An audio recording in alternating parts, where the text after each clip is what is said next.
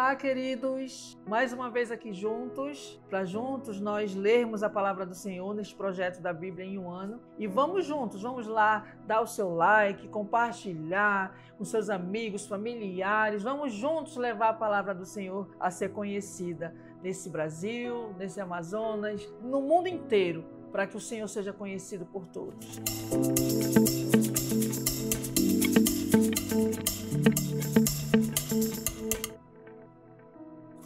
Bem, nós hoje iremos fazer a leitura de Juízes 20, iremos fazer a leitura também de Salmos 45 e também Atos 23, do versículo 23 ao 35 e também Atos 24, do versículo 1 ao 9. Daremos início pelo livro de Juízes 20, que traz assim um assunto muito complexo para nós lermos nesse dia, que é justamente o papel da fé, da perseverança e principalmente na busca por justiça, como nós poderemos ver a seguir. O texto aqui de Juízes 20, ele já começa com o terrível crime cometido contra a concubina do levita, que ele ali deliberadamente ele busca justiça pelo que ocorreu e começa a espalhar notícia do crime entre as tribos de Israel. E aí nós poderemos ver aqui, acompanhar, que ele começa a contar o fato em si, e esse fato faz com que essas tribos se reúnam em assembleia e decidam confrontar os culpados,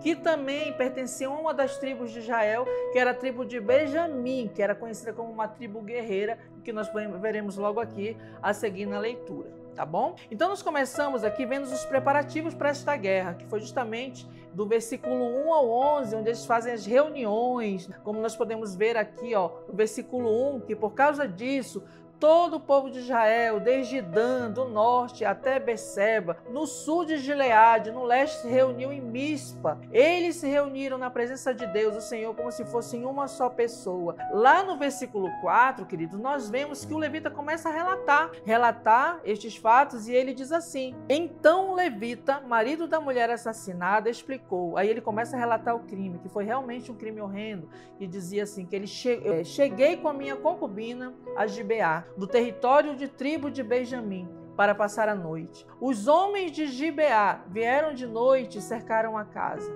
Eles queriam me matar. Em vez disso, abusaram da minha concubina e ela morreu. Então eu peguei o corpo dela, cortei em pedaços e mandei um pedaço para cada uma das 12 tribos de Israel. Aquela gente cometeu um crime horrível no meio do nosso povo. Então nós vemos aqui que ele contou essa história de uma forma tão comovente que acabou por inflamar mais ainda o desejo de justiça, o que criou ali uma forte vontade de buscar a justiça pelo crime, vingança por esse crime que foi cometido contra a concubina deste levita. Logo a seguir, nós podemos ver também que as tribos elas prometem não deixar esse crime impune. E aí fazem essa convocação para essa batalha. Mas uma coisa assim que eu quero assim, deixar bem claro, que ali eles já estavam convocando essa batalha para brigar com seus próprios irmãos, porque os culpados desse crime faziam parte da tribo de Benjamim, que também era uma das tribos de Israel, como eu falei no início. Então, aí nós podemos já ver que todos ali estavam unidos por um único propósito, que era todos se juntarem para poder se vingar desta única tribo, que era a tribo de Benjamim.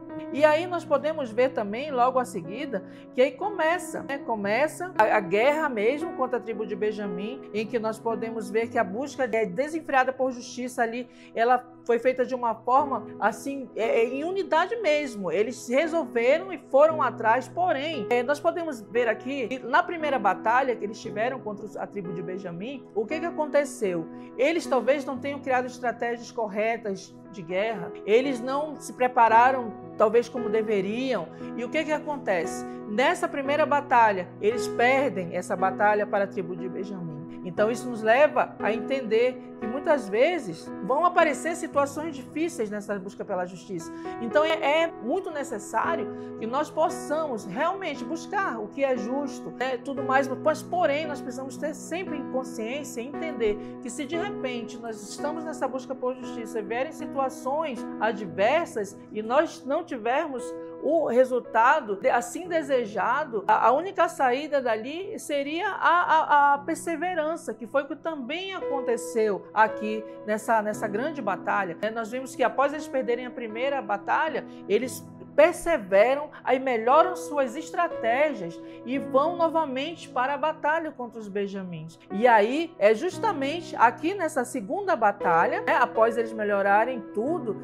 que até talvez a forma, a prática de como iriam fazer para até atacar a tribo de Benjamim, como seria essa estratégia, o que acontece? Eles vencem a tribo de Benjamim. E o que isso faz? Lógico, queridos, que nós sabemos que nós podemos buscar por justiça, porém o que acontece? Sabemos que teremos as dificuldades que surgirão no meio do caminho, perseveraremos, poderemos alcançar nossos objetivos. Porém, nós também temos que ter em nossa mente, em nossos corações, que além de tudo isso que nós passarmos, essa batalha, essa busca por justiça, ela pode trazer consequências profundas e trágicas, como trouxe aqui para os benjamins, que quase foi extinto, né? Quase foi extinto, como nós podemos ver aqui no final do texto, que ele fala justamente aqui, que os israelitas atacaram o resto dos benjamins e os mataram, tanto homens como animais, e destruíram tudo o que encontraram e queimaram todas as cidades da região, né, queridos? Então nós podemos ver que nós possamos buscar justiça, sim, para realmente alcançar aquilo que de fato nós fomos injustiçados,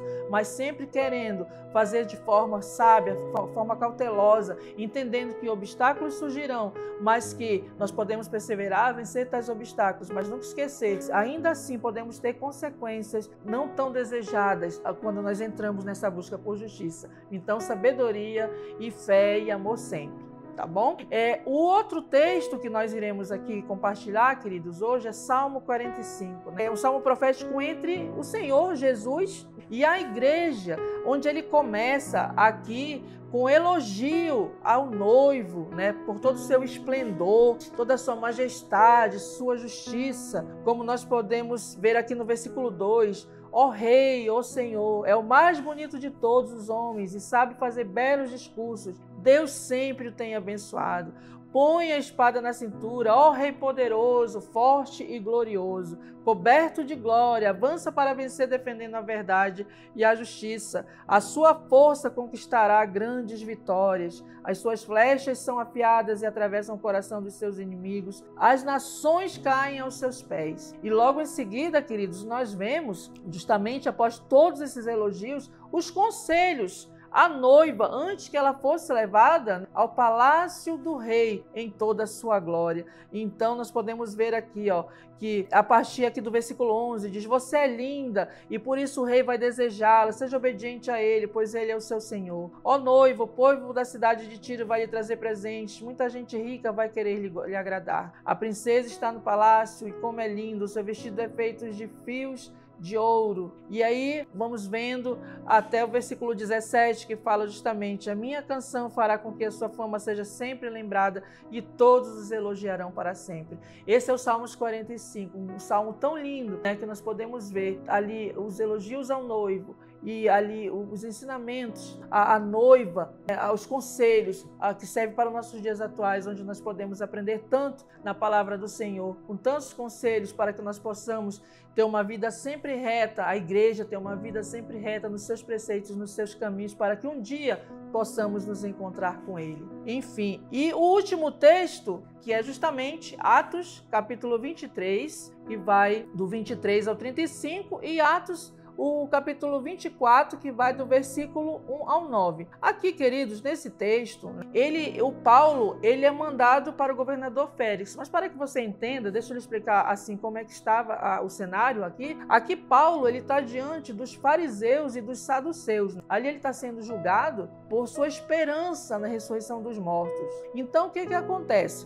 Quando chega aqui, ele é ali capturado, e aí o que acontece? Só que o comandante, ele chama 2 oficiais para que arranjem 200 soldados e mais 70 cavaleiros e 200 lanceiros para ir até a cidade de Cesareia. Então, que todos estejam prontos para sair daqui às 9 horas da noite. Aí prepara também os cavalos para Paulo e o levem com toda a segurança para o governador Félix. E ele fez uma carta explicando, né, que nós podemos ver a seguir. E o que acontece aqui? Ele leva Paulo em segurança e manda essa carta, pede que eles levem Paulo em segurança e manda essa carta explicando justamente para o governador porque ele não estava entendendo por que eles estavam acusando Paulo. Então ele resolveu levá-lo diante do Conselho Superior dos Judeus. judeus. Então aqui na carta ele diz assim, olha, quando fui informado de que havia um plano para matá-lo, resolvi mandá-lo ao Senhor e disse para aqueles judeus que fizessem as acusações na sua presença. Saúde. Cláudio Lísias. Então os soldados cumpriram as ordens, pegaram Paulo e levaram durante a noite até a cidade de Antipátrida. Aí eles levaram para a cidade de Cesareia, deram a carta ao governador e lhe entregaram Paulo. Aí o que o governador fez? O governador aqui no versículo 34 nós vamos observar que ele manteve até que os seus acusadores chegassem Paulo em sua custódia, Então Paulo ficou ali no versículo 35, no palácio do governador. E aí, já no capítulo 24, nós podemos ver que ali Paulo já começou a ser acusado, porque aí entra o grande sacerdote Ananias, que foi até Cesareia justamente com alguns líderes do povo e com um advogado chamado Tértulo. E ali eles se apresentaram ao governador Félix para fazer as acusações. E nós podemos ver, até o versículo 9, que eles começaram a fazer as acusações, dizendo que eles achavam, de fato, que ele era uma peste, como nós podemos ver aqui na minha Bíblia, não sei qual é a sua versão, mas aqui na minha linguagem atual, ela fala assim, nós achamos de fato que este homem é uma peste. Ele provoca desordens entre os judeus do mundo inteiro e é também o líder do partido dos nazarenos. Além disso, tentou profanar o templo e então nós o prendemos. Nós íamos julgá-lo de acordo com a nossa lei, mas o comandante Lísias veio e o tirou de nós à força. Foi justamente o que levou e o enviou para o governador. E aí nós podemos ver aqui que aí o próprio Lísias, ele mandou que os acusadores viessem até aqui e fizessem as acusações diante do Senhor. E aí ele vai fazendo essas acusações a Paulo e aí no versículo 9 nós vimos que os judeus concordaram dizendo que tudo era verdade, encerrando esse capítulo. Porém, você vai observar nas próximas leituras que a partir do 10 ao 21, o Paulo vai apresentar a sua defesa e lá do 22 ao 27, o Paulo é mantido preso. Mas isso daí você verá e acompanhará nos próximos vídeos. Então, por isso, não deixe de assistir, não deixe de compartilhar. Tenha esse compromisso de todos os dias você tirar um tempo sozinho com o Senhor, para que Ele fale ao seu coração. E nós estamos aqui para ajudá-lo neste projeto. Que Deus abençoe, que o Senhor possa ser o centro do seu lar todos os dias de sua vida.